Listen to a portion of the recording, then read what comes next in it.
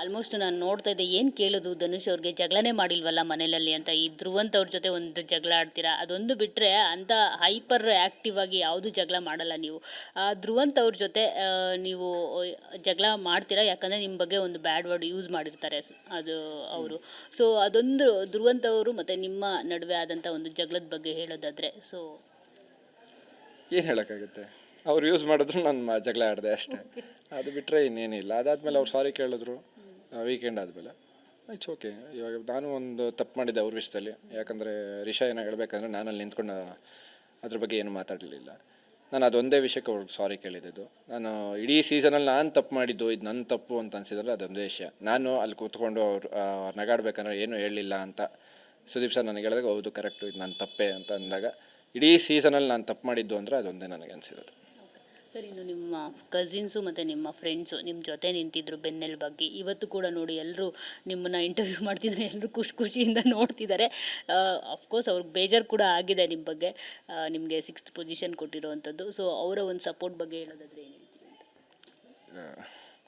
ಏನು ಅದಕ್ಕೆಲ್ಲ ಪದಗಳೇ ಇಲ್ಲ ಅದ್ರ ಬಗ್ಗೆ ಹೇಳಬೇಕು ಅಂದರೆ. ನಮ್ಮ ಫ್ರೆಂಡ್ಸು, ನನ್ನ ಕಸಿನ್ಸು, ನನಗೆ ಸ್ವಂತ ಅಣ್ಣ ತಮ್ಮಂದಿರಿಲ್ಲ ಅಂತ, ಅಕ್ಕ ತಂಗಿರಿಲ್ಲ ಅಂತ ನನಗೆ ಯಾವತ್ತೂ ಅನಿಸಿಲ್ಲ. ಯಾಕಂದರೆ ನನ್ನ ಕಸಿನ್ಸೇ ನನಗೆ ಸ್ವಂತ ಅಕ್ಕ ತಂಗಿರು, ಅಣ್ಣ ತಮ್ಮಂದರು, ಆ ಥರನೇ ಇದ್ದಾರೆ, ಆ ಥರನೇ ಬೆಳ್ಕೊಂಬಂದಿದ್ದೀವಿ. ನನ್ನ ಫ್ರೆಂಡ್ಸ್ ನೋಡ್ಬೋದು ನೀವು, ಪ್ರತಿಯೊಬ್ಬರು ನಾನು ಹೀರೋ ಆಗೋಕ್ಕೆ ಮುಂಚೆ, ಏನೋ ಒಂದು ಹೆಸರು ಮಾಡೋಕ್ಕೆ ಮುಂಚೆ ನನ್ನ ಜೊತೆ ಇದ್ದವ್ರು ಎಲ್ಲರೂ, ಪ್ರತಿಯೊಬ್ಬರು. ಇವಾಗಿರೋರು ಪ್ರತಿಯೊಬ್ಬರು ನಾನು ಹೆಸರು ಮಾಡೋಕ್ಕೆ ಮುಂಚೆ, ಅದಕ್ಕೋಸ್ಕರನೇ ಇವಾಗೂ ನಾನು ಈ ಥರ ಹೆಸರು ಮಾಡಿರೋದ್ರಿಂದ ಎಲ್ಲರೂ ನನ್ನ ಜೊತೆನೇ ಇದ್ದಾರೆ. ಈ ಟೈಮಲ್ಲಿ ಬರೋರ್ನ ಯಾರನ್ನೂ ನಾನು ನಂಬಕ್ಕೆ ಹೋಗಲ್ಲ.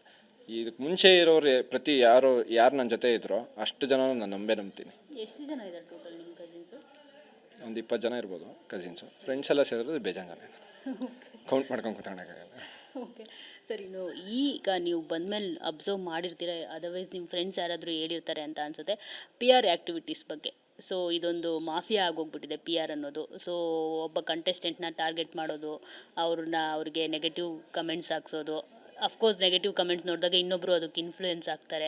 ಸೊ ಈ ಥರ ದುಡ್ಡು ಖರ್ಚು ಮಾಡಿಕೊಂಡು 50 ಲಕ್ಷ ಗೆಲ್ಲೋದಕ್ಕೋಸ್ಕರ 25 ಲಕ್ಷ ಅಲ್ಲೇ ಖರ್ಚು ಮಾಡಿಬಿಟ್ಟು ಈ ಥರ PR ಮಾಫಿಯಾ ಮಾಡೋದ್ರ ಬಗ್ಗೆ ಏನು ಹೇಳ್ತಾರೆ ಧನುಷ್ ಅವರು? ಯಾಕಂದರೆ ನೀವೆಲ್ಲೂ ಅಷ್ಟೊಂದು PR ನಿಮ್ಮ ಬಗ್ಗೆ ಆಗಿದ್ದು ನಾನು ನೋಡಿಲ್ಲ. ಮೇ ಬಿ ನೀವು ಕೊಟ್ಟಿದ್ರೋ ಇಲ್ವೋ ನನಗೆ ಗೊತ್ತಿಲ್ಲ. ಸೊ ಇದ್ರ ಬಗ್ಗೆ ಏನು ಹೇಳ್ತೀರಿ? ಬಟ್ ನಿಮ್ಮ ಬಗ್ಗೆ ಕೂಡ ಆಗಿದೆ ಇದೇ ಗಿಲ್ಲಿ ಮತ್ತು ಕಾವ್ಯ ವಿಚಾರಕ್ಕೆ. ನೆಗೆಟಿವ್ ಆದರೆ ಎಲ್ಲೂ ತಗ್ಗಲ್ಲ, ಪಾಸಿಟಿವ್ ಆದರೆ ಎಲ್ಲೂ ಎಗರಲ್ಲ. ಹಂಗಿದ್ರೆ ಜೀವನ ಪೂರ್ತಿ ಆರಾಮಾಗಿರುತ್ತೆ. ನೆಗೆಟಿವ್ ಬಂದರೆ ಬರುತ್ತೆ, ಪಾಸಿಟಿವ್ ಬಂದರೆ ಬರುತ್ತೆ. ಎಲ್ಲಿದ್ದೀವೋ ಅಲ್ಲಿದ್ದರೆ ಎಲ್ಲ ಚೆನ್ನಾಗೇ ಆಗುತ್ತೆ. PR ಆ ಥರ ಮಾಡ್ತಾರೆ ಅಂದರೆ ಏನು ಮಾಡೋಕ್ಕಾಗಲ್ಲ. ಒಬ್ರನ್ನ ಏನೋ ಮಾಡ್ತಾಯಿದ್ದಾರೆ ಅಂದರೆ ಹೇಳ್ಬೋದು ಅಷ್ಟೇ. ನನ್ನಿಂದ ಒಬ್ರು ಕೆಟ್ಟದಾಗಬಾರ್ದು ಅಂತ ನಾನು ಯಾವತ್ತೂ ಎಕ್ಸ್ಪೆಕ್ಟ್ ಮಾಡ್ತೀನಿ. ಸೊ ನನ್ನ ಕಡೆಯಿಂದ ಯಾರನ್ನೂ ನೆಗೆಟಿವ್ ಮಾಡೋಕ್ಕೆ ನಾನು ಬಿಟ್ಟಿಲ್ಲ. ಎಲ್ಲ ಅವ್ರವ್ರ ಆಟ ಅವ್ರವ್ರು ಆಡಿದ್ದಾರೆ. ಬೇರೆ ಕಡೆಯಿಂದ, ಬೇರೆ PR ಇಂದ ನನಗೆ ನೆಗೆಟಿವ್ ಆಗಿರೋ ಪರವಾಗಿಲ್ಲ, ಎಲ್ಲ ಆಗೋದೆಲ್ಲ ಒಳ್ಳೇದಕ್ಕೆ, ಮುಂದೆ ನೋಡ್ಕೊಳ್ಳೋಣ. ಅಂದರೆ ಈ ಮಾಫಿಯಾ ಅನ್ನೋದು ಎಷ್ಟು ಈಗ ಫ್ಯಾಮಿಲಿ ಮೆಂಬರ್ಸ್ನೆಲ್ಲ ಅರ್ಟ್ ಮಾಡೋದಾಗಿರ್ಬೋದು, ಜೊತೆಗೆ ತುಂಬ ಟಾರ್ಗೆಟ್ ಮಾಡುವಂಥದ್ದಾಗಿರ್ಬೋದು, ಅದೆಲ್ಲ ಆಗ್ತಿದೆ. ಸೊ ಇದು ಬೇಕಾ ಅಂತ? ಯಾಕಂದರೆ ಅದನ್ನು ಮಾಡ್ತಾರೆ ಅಂತಲೇ ಫ್ಯಾಮಿಲಿ ಫೋಟೋ ಒಂದೂ ಹಾಕಲ್ಲ ನಾನು. ನಮ್ಮ ಪರ್ಸ್ನಲ್ ಲೈಫ್ದು ಏನೂ ಹಾಕಲ್ಲ ಇನ್ಸ್ಟಾಗ್ರಾಮಲ್ಲಿ. ಯಾಕಂದರೆ ನನ್ನನ್ನೇನು ಮಾಡೋಕ್ಕಾಗಲ್ಲ. ನನ್ನನ್ನು ಅರ್ಟ್ ಮಾಡಬೇಕು ಅಂದರೆ ನಮ್ಮ ಫ್ಯಾಮಿಲಿನ ಹಿಡ್ಕೋಬೇಕು ಅವರು. ನಮ್ಮ ಫ್ಯಾಮಿಲಿನ ಹಿಡ್ಕೋಬೇಕು ಅಂದರೆ ನನ್ನ ಪ್ರೊಫೈಲಲ್ಲಿ ಅವ್ರಿಗೇನಾದರೂ ಸಿಗಬೇಕು. ಆ ಥರ ಸಿಗಬೇಕು ಅಂದರೆ ನಾನು ಹಾಕಬೇಕು. ಅದಕ್ಕೆ ಹಾಕೋದೇ ಇಲ್ಲ. ನಮ್ಮ ಫ್ಯಾಮಿಲಿದು ಏನು ಫೋಟೋನೇ ಹಾಕಲ್ಲ ನಾನು. ಕಸಿನ್ಸ್ದು ಹಾಕ್ತೀನಿ, ಹುಡುಗರ್ದು ಹಾಕ್ತೀನಿ. ಹುಡುಗರದು ಏನು ಮಾಡ್ಕೊತಾರೋ ಪರವಾಗಿಲ್ಲ, ಏನು ಮಾಡ್ತಾರೋ ಮಾಡಲಿ. ನಮ್ಮ ಪಾಡಿಗೆ ನಾವು ನಮ್ಮ ಜೀವನ ಮಾಡಬೇಕು ಅಷ್ಟೇ. ಖುಷಿಯಾಗಿರ್ಬೇಕು ಅಷ್ಟೇ. ನಾವು ಖುಷಿಯಾಗಿರೋದು ನೋಡಿನೇ ಅವ್ರು ಹುಡ್ಕೊತಾ ಇರ್ತಾರೆ ನೆಗೆಟಿವ್ ಮಾಡೋರು ಅಷ್ಟೇ.